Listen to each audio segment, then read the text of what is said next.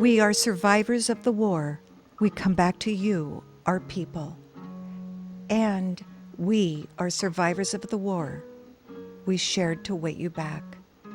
We walk for legs now gone, or lockstep still. We gaze for other eyes now only looking inward. We listen soft for comrades locked in silence. If we have minds less bent, we share unbending. And we who still care life now share this caring memory, that others not forget the dead who have no voice but us.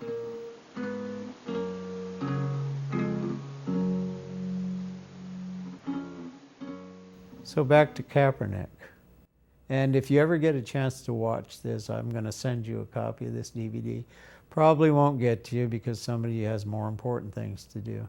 But let me tell you, Colin, I'm in Sacramento right now, and you were from right down the road, and we cheered you, and you were the great hope when we went there. I understand. Believe me, as soon as that happened, I thought, I hope somebody's going to say, you know, that kid had the guts to stand up for himself. Not only for himself, but for the rest of the men and women who come before him, but certainly the young people that come in after him. Certainly. What a role model. Is he being disrespectful? He's using the best quality that this country can give. The heroism of standing there. Does he realize that? I don't think so. On a whim, he thought, I got to do this. I've got the time and the moment. I got to do this. That's what I decided when I joined that march. Thank you and welcome home to this edition of Vet House Voice as we continue to outreach, educate, and chronicle events and activities of concern of interest to veterans, affected family members, and the caring community. We're going to do something that we've done. This will be the third time that we've done this in the 29 years that we've been on broadcast as we outreach. Occasionally, things have come up that have predicated we speak our mind and get ahead of what we would want to do and go and do what we need to do.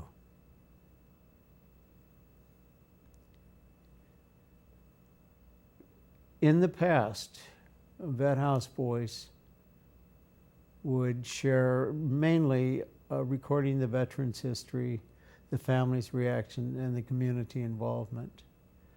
The time when we put out an all PB, an APB, or an all points information was first concerning Agent Orange physicals.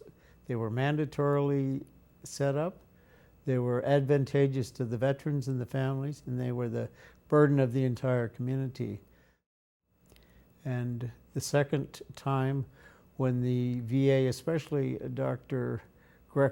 Eugene Greco, stepped forward years ago, and he arranged it so the American Cancer Society could come out to Vet House and do colorectal exams because there was an inordinate degree of correlation between colorectal cancer and people who had served in Southeast Asia in those areas. So that was the second one. Third, I think, was at the aftermath of 9/11. And part of it is I wanted to express what it was like to be in a foreign land. I was in a Muslim country. When I landed on the 12th of September, I'd gotten back. I'll tell you a little story on that, and then we'll get to Colin Kaepernick. I'll bring up Colin right now. So, reading the paper, listening to the news, looking at social media, the big heat seemed to be thrown at Colin Kaepernick. He's from this Bay Area. He'd really done some outstanding sportsmanship with the 49ers, and he had the audacity, he had the idiocy, he had the whatever adjective you want to throw in there to stay seated during the national anthem. And people excoriated him like he'd blasphemed. What he had done is practice exactly what we had gone to in both the drafted people and the volunteers in the military, at least in my purview and in my time of service I volunteered, was to uphold and defend this country. Patriotism is not having the Dallas cheerleaders idolize you, or to have you appear on some talking head show, or throw flowers in your path and throw parades and then forget you and shove you to the side. Patriotism is trying to the best each of us can do for this, our country. And to do that, we have to accept and assist each other grow up. Kaepernick demonstrated his concern. He had a very, very brief window in his young life to express his concerns, his principles, and put his job and, in some ways, his definition of his life right on the line. He dared to stay seated when the anthem was played. He didn't commit heresy. He didn't commit treason. He didn't commit blasphemy. I think Annette has brought up the picture so you can see whom and where we're talking about Colin Kaepernick. The headline starts, 49ers sit, stand, or leave. QB's future unclear. Cap's status iffy because of injuries play. By Eric Branch. God bless you, Eric, and thank you for that in the Sporting Green, section B. What Colin Kaepernick didn't do before a preseason game Friday has obscured what he actually did after it started. By sitting during the national anthem and later speaking passionately to explain his decision, Kaepernick has shown he has the courage of his convictions. Now, what does that tell you about patriotism? How's that connected to patriotism? Well, he must be a commie or a pinko or a bleeding heart tree lover or some kind of stuff like that, because he didn't do the knee-jerk thing he was supposed to do, the thing he was supposed to do. I heard one commentator say, you know, he's not a black jerky toy. He's part of a team. He also has a life outside the game. He is not the game. He is a player in the game.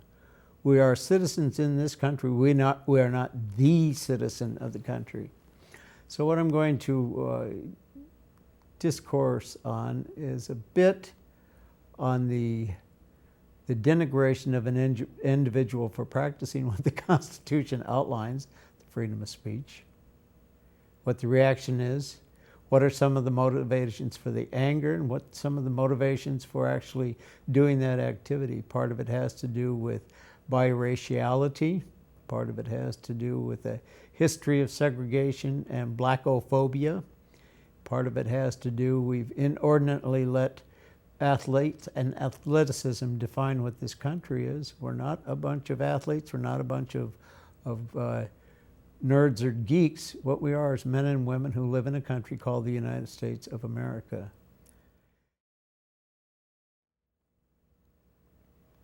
So why do I feel strongly about this? Part of it is that I was born right about 10 months before World War II. And I was Jap beat, chink slapped, gook smashed, and all that stuff. I learned to fight on the streets of Seattle pretty early. When I was 9 years old in 1949, this old, and I'll say stereotypically because she was the cartoon type of figure I'd seen in the newspapers at that time. She had buck teeth. She had very severely slanted eyes. She was wearing thick glasses. She had rickets or bow legs. She had her nylons rolled to the knee. I'd seen that picture, and she was like a pictorial cartoon coming towards me, and she was smiling. This was in Seattle. I was a 9-year-old kid wondering why the hell life was so difficult. And she lessened her smile when she got up a little closer, and she said, "You're not full Japanese." She had a very thick accent. And I was startled because I'm not any Japanese. As one of our presidential candidates would say, well, I'm not Japanese, but some of them are my best friends. That's not what I mean. I didn't relate to what she was saying because I am not Japanese. I'm a lot of other things, but I'm not Japanese. And she saw the startlement on my face, I think, because she actually reached over with one old hand, about the age I am now, and she touched my shoulder, and she was a little bit taller than me, and she looked me in the face and said, because you're this race and that race mixed, you're not half and half. You're here, and you're doubled. You don't belong here, and you don't belong here. But like the wind, you belong everywhere. And then she touched the side of my face and looked at me, and she said, you know you are a child of the wind. When you meet other children of the wind, tell them they belong. And she walked away. So when I came back from Vietnam, I had come back about a month and a half early. My kid brother had gotten drafted. I didn't get him out in time, and he got killed. His body was lost for 6 days. And my good commander let me fly out of I was with the 1st of the 4th, and he let me fly out down to go through field morgues looking for my brother, for Danny, the little baby of the family. When I identified what maybe at the time was or was not what I identified as Danny's remains, I brought him home to be buried at Holyrood in between Seattle and Tacoma.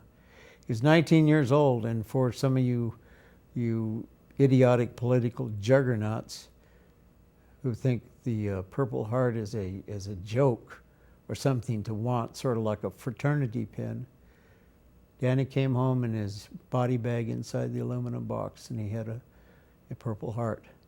That was his whole definition for his 19-year-old life, was a ribbon and a heart from this country.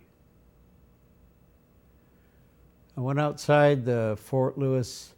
Fort Lewis was the base, and I can't remember the Air Force base that's adjacent. I went outside, and there were newspaper rolls, 5-6 foot high signs completely around the front of the base, and it said, you GD baby killers, you MF baby killers, baby buggers, all those signs all the way around there. If I had an M16, I would have started shooting on people because I thought, this is not my country. I went to serve my country, and what are these people doing to me? Later on, when things sorted themselves out a little bit more, I was back in the service, and then I got medicaled out, and I was in Washington, D.C., and the hospital commander came through, and they were having something projected in the paper. This is 1971. Danny was killed on April 1st, 1970. It was not a good April Fool's Day joke. Anyway, to bring it up to D.C., they had something going on after I had been there in the hospital for a bit, called the Vietnam Veterans Against the War. Well, I'm a Vietnam veteran. And the hospital commander came through the hospital at Andrews Air Base, and he came through and he said, this is a general order that anyone caught down there will be in mutiny. About 6 different articles from the Uniform Code of Military Justice. And if there's violence and activity, you're liable to be shot for treason or mutiny. And with that, he left. So that was our warning. He was a lieutenant colonel. So I, being the observant little rebel that I tend to be sometimes, I put on my Class A uniform and went down to the march. And there were maybe 6 or 8 of us at first that were in full dress uniform. And we got shoved up to the beginning. And the National Park Service said that there were maybe 400,000 or 500,000.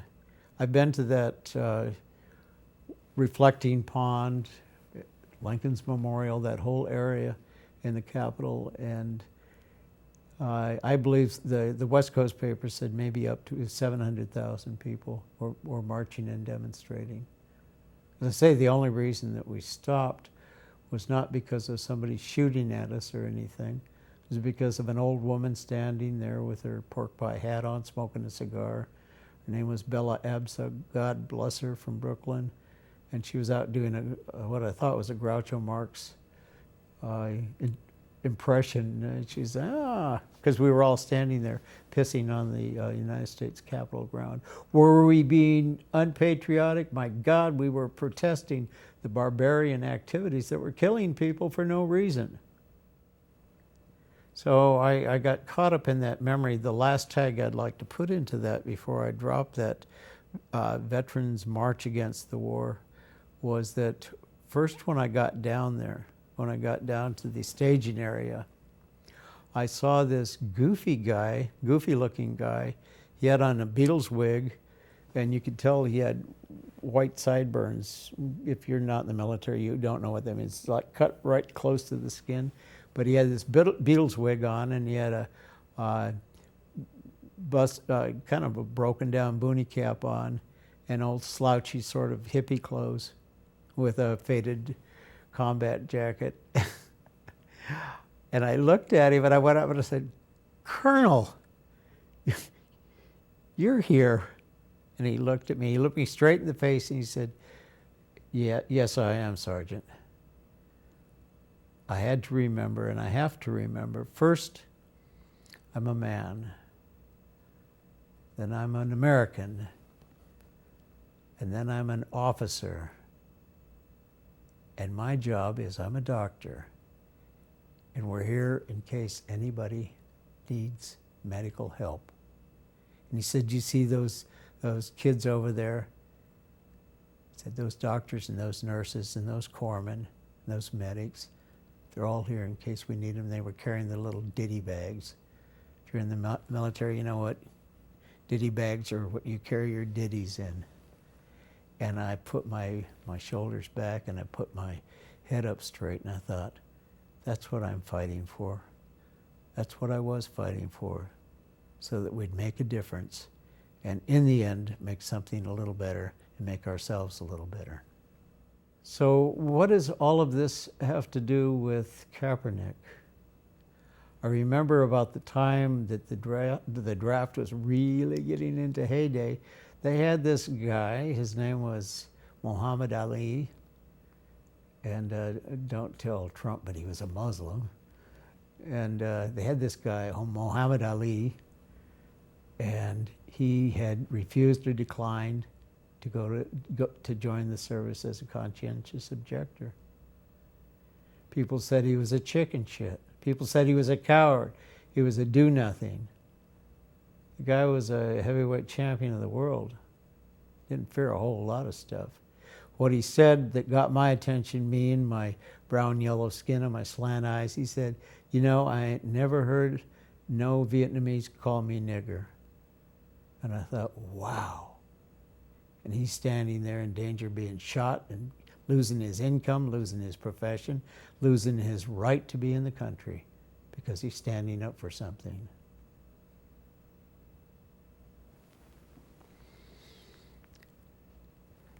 So Carl and the other guys in 1972, after I'd been home for a year or two, they had the Olympics, and they raised a clenched fist salute, and they were demagogued as being unpatriotic, commie pinkos. They didn't have any other form. They had no political pressure at home. Obviously, people hadn't represented them. You know, the women had only got the vote in 1920, so that wasn't a good practice. There wasn't a long time practice to address the needs of the ills of the country or the greatness of the country through the voting. Just an aside, can you imagine the Dred Scott decision that declared that black people, black adults, were 3/5 of a human being? If you think that sounds silly or preposterous or offensive, look it up. Look it up. It was the Supreme Court of this land. That's what I did when myself, I'd left the monastery. I'd prayed for a whole lot of stuff. None of that had come about, I thought, and walked into Oakland Army Depot and enlisted. Do I regret it? No. Do I regret Vietnam? I regret that we were in that war. I certainly don't regret the men and women that served. So like someone said in social media, or unsocial, depending on if you're friended or unfriended, and don't try to reach me on Facebook, because I don't be on Facebook unless other people put my picture on there. I'm not liking that stuff. My choice. My freedom to not speak. So when somebody referred to Kaepernick's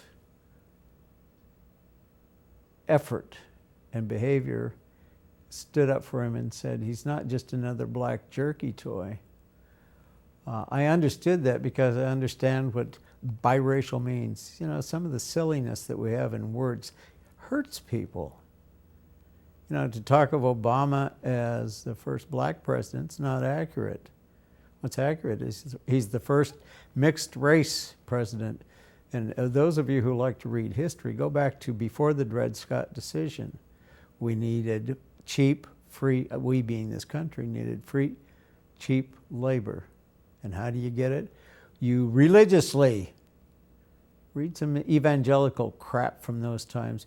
We religiously prove and define that God picked black people as being inferior.